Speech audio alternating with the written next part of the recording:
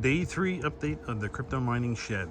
I got everything silicone around the outside of the fans, completely surrounding all of them, and I also put little blobs in those holes just so nothing would leak out there. And it was like little tiny cracks at the corners, so I put little blobs of silicone on those as well, just in case there was any rain seeping in. Because when I do get rain and weather, most of it's going to be heading this direction towards the shed. And around back, got everything all silicone around each of the intake vents. It's still a little tacky. I did this about 5 hours ago, maybe even 6, but it's still a little sticky. So I'm going to give that more time, and I'm going to put another second coat on it because I bought 8, I believe. Yeah, I bought 8 tubes of silicone, only used 3 so far.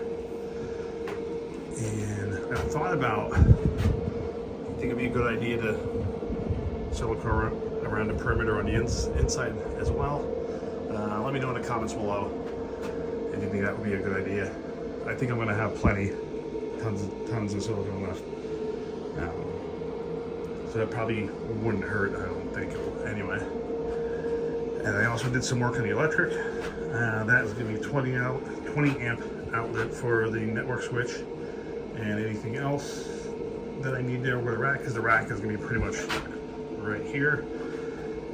That runs over. This is going to be for the 4 outlets. You see them right there, for all the fans. And then that feeds over into the switch. It's just a single pulse switch that's just going to operate the outlet right there. Just because the shop lights I have plugs on them, so instead of buying new lights and hardwiring them, I'm just going to use the lights that I already have and just plug them in. I got those little Romex staples or whatever you want to call them, which I think I'm also going to use those guys. They only sold them in bags of 100, so I have a ton of them. So I actually might put some of them to use with the fan cables, because there's a ton of length available.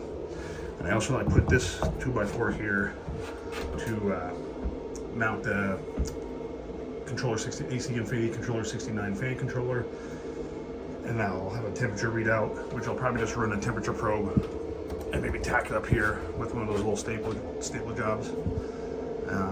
Oh, as you can also see, I put the sister studs in too. On each one, right next to each one I had a cut. I had some 2x4s left over from building the mining room in my basement. So I know this guy is kind of warped, but it is what it is. It'll do the job. And then what else did I do today? Made more of a mess, as you can see. I have the conduit that I'm going to use is this non-metallic, liquid tight, flexible conduit. So the game plan is to bring 3 runs in here, right in this area. 2 30 amps in one set of conduit, the 30 amp and the 20 amp through the other set, and then the Ethernet through the third. And I'll just run them through probably the right side of that. I'll just drill holes through there. Or actually no, maybe the left, just because the way the hosing is inside for the fans. I might just put it on the left side just to make it easier, so I can get it right where the my outlets and meter boxes and stuff are all at right now, mounted in that little room, just to make it easier to terminate them and keep everything running in there until I'm ready to shut it down and terminate all the cables and stuff. Which I'm going to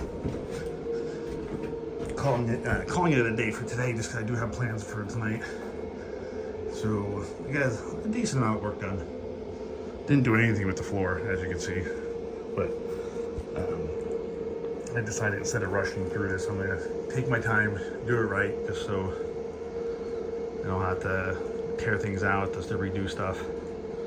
I figure better off doing it right the first time.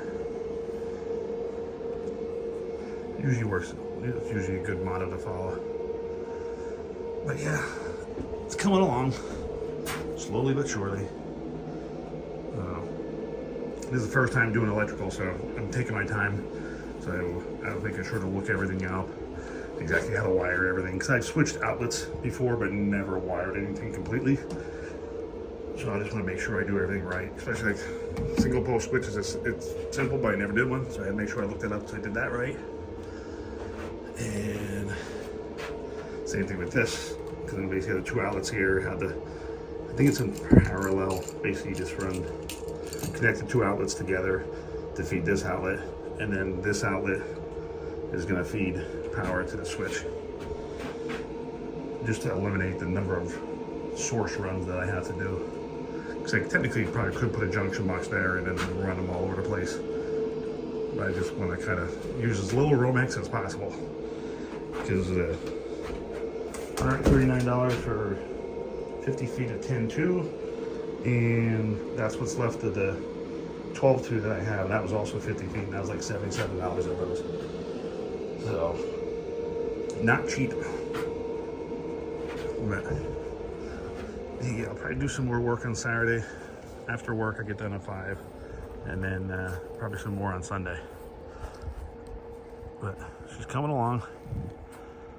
Got some rain coming this weekend too, so hopefully I'll be able to hop in there and see if there's any leaks. Hope not, but anyway, it'd be a good test.